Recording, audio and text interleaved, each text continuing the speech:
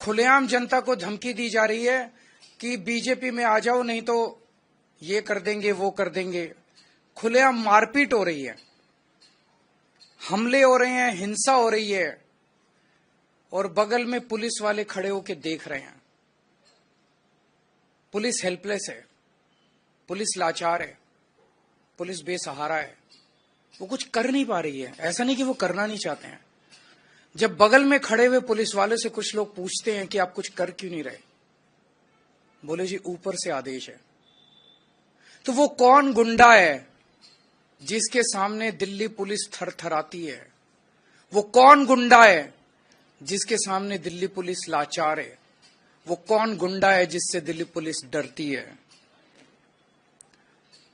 कल की घटना है कि पहली बार ऐसा हुआ होगा कि किसी चुनाव के दौरान पत्रकारों पर इस तरह से खुलेआम हमले किए गए। कल दिल्ली के अंदर मेरे ख्याल से 7 पत्रकारों के ऊपर हमले किए गए। एक का सर फोड़ दिया, सारी रात उनको थाने में गिरफ्तार करके रखा। जिन लोगों ने हमला किया उनको भगा दिया गया और जो पत्रकार उसे कवर करने गए थे उन पत्रकारों को गिरफ्तार किया गया। उनके साथ गुंडों ने मारपीट की। ये कोई किसी रिमोट विलेज की घटना नहीं है, ये संसद से 1 किलोमीटर दूरी के ऊपर हुआ, ये सुप्रीम कोर्ट से 1 किलोमीटर की दूरी के ऊपर हुआ, ये इलेक्शन कमीशन से 1 किलोमीटर की दूरी पे हुआ। तो इस देश का वो कौन गुंडा है, वो कौन गुंडों का सरदार है जिसको देश के सारे गुंडे रिपोर्ट करते हैं?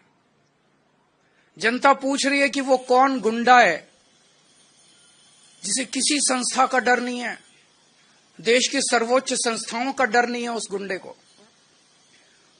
इस चुनाव के दौरान महिलाओं के ऊपर हमले हो रहे हैं। इस चुनाव के दौरान महिलाओं को नहीं बख्शा जा रहा, महिला कार्यकर्ता जो डोर टू डोर जा रही हैं उनके ऊपर हमले हो रहे हैं। तो लोग पूछ रहे हैं कि वो कौन गुंडा है जिससे सारे देश के गुंडे ऑर्डर लेते हैं, जिसके आदेश का पालन करते हैं। पिछले 3-4 दिन से हम देख रहे हैं कि गाड़ियों के ऊपर हमले किए गए, गाड़ियां तोड़ दी गई आम आदमी पार्टी की, कई सारे मटेरियल जब्त कर लिया गया, तरह तरह से हमले किए जा रहे हैं। तो अब जनता ने मन बना लिया, बाकी सारी चीजें एक तरफ, इस बार इनकी गुंडई को हराना है।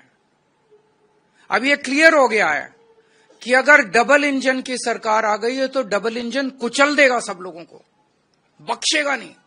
अपने पहियों के नीचे ये डबल इंजन सारी जनता को, गरीबों को, मिडिल क्लास को कुचल देगा। ये इंजन सबसे पहले तो सुरक्षा है ना लोगों की, सबसे पहले तो खैरियत है।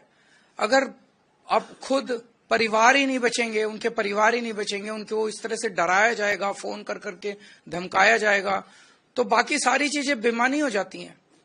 तो लोगों ने मन बना लिया है कि अगर चुनाव के पहले इन लोगों का ये हाल है, जब इन्हें हमसे वोट चाहिए, चुनाव के बाद तो ये हम लोगों को कुचल देंगे। तो इस बार लोगों के पास 2 ऑप्शन है, एक तरफ शरीफों की पार्टी है और एक तरफ खुलेआम गुंडागर्दी चल रही है। एक तरफ वोट देने से 25,000 रुपए महीने का फायदा है और दूसरी तरफ टोटल गुंडागर्दी है। इनके कई कैंडिडेट्स ऐसे हैं जो खुद माफिया हैं अपने अपने क्षेत्र के अंदर। अगर उनको वोट दे दिया तो एक तो देश का सबसे बड़ा गुंडा और उसके नीचे कई गुंडे, तो गुंडों का सरदार और सारे गुंडे मिलकर दिल्ली वालों का क्या हाल करेंगे, ये सोचने वाली बात है। तो ये गुंडागर्दी दिल्ली बर्दाश्त नहीं करेगी, देश बर्दाश्त नहीं करने वाला। लोग शरीफ हैं, लोग शांति से जीना चाहते हैं। दूसरी बात जो सबके सामने आ रही है, हमारे देश के स्वतंत्रता सेनानियों ने बड़ी बड़ी कुर्बानियां देके देश को आजाद कराया। कई लोग फांसी चढ़ गए। वो इसलिए फांसी चढ़े थे कि देश में जनतंत्र होगा, देश में चुनाव कराए जाएंगे, चुनाव में जनता वोट डालेगी और वोट डाल के अपनी सरकार चुनेगी। लोगों ने इसलिए कुर्बानियां दी थी कि चुनाव निष्पक्ष होंगे, स्वतंत्र होंगे। लेकिन आज जिस तरह से चुनाव आयोग ने भारतीय जनता पार्टी के सामने हथियार डाल दिए हैं, चुनाव आयोग ऐसे लगता है जैसे एग्जिस्ट ही नहीं करता। ये एक बहुत बड़ा प्रश्न खड़ा कर रहा है। लोगों के मन में प्रश्न आना, लोगों की सोच को आप रोक नहीं सकते। लोगों के मन में प्रश्न आना बड़ा वाजिब है कि राजीव कुमार जी जो मुख्य चुनाव आयुक्त हैं, वो इस महीने के अंत में रिटायर हो रहे हैं। उन्हें पोस्ट रिटायरमेंट ऐसा कौन सा पद ऑफर किया गया है, वो कौन सा पद हो सकता है जिसके बदले में आप देश को गिरवी रख दो, देश को दांव पे लगा दो? वो कौन सा पद हो सकता है जिसके बदले में आप देश के जनतंत्र को खत्म कर दो? गवर्नर का पद, राष्ट्रपति का पद, कौन सा पद हो सकता है वो जिसके बदले में आप पूरे देश को, जिसके लिए स्वतंत्रता सेनानियों ने बड़ी बड़ी कुर्बानियां दी, उस जनतंत्र को अगर आप दांव पे लगा दो? मैं नहीं समझता, मेरी नजर में ऐसा कोई पद नहीं है। मेरी हाथ जोड़ के राजीव कुमार जी से विनती है, आप अपनी ड्यूटी कीजिए, पद की लालसा छोड़ दीजिए, पद का लालच छोड़ दीजिए। 3-4 साल और नौकरी कर लेंगे। आपने तो इतने 40-45 साल नौकरी कर ली, इस देश ने आपको बहुत कुछ दिया है। अब अपने कैरियर के अंत में एक पद के लिए देश को गिरवी मत रखिए, देश के जनतंत्र को खत्म मत कीजिए। नमस्कार। कोई अगर एक आध क्वेश्चन है तो दे।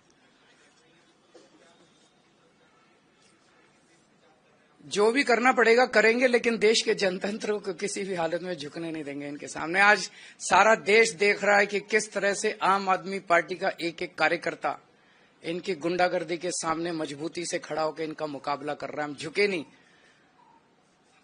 लड़ रहे हैं इनसे, देश के लिए लड़ रहे हैं, देश के जनतंत्र के लिए लड़ रहे हैं।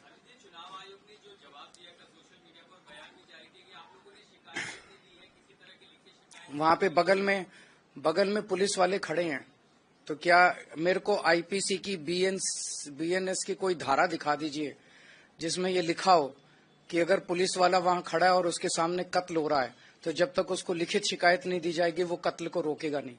ये क्या नौटंकी मचा रखी है इन लोगों ने? मैं देश पूछ रहा है कि देश का सबसे बड़ा गुंडा कौन है, देश पूछ रहा है।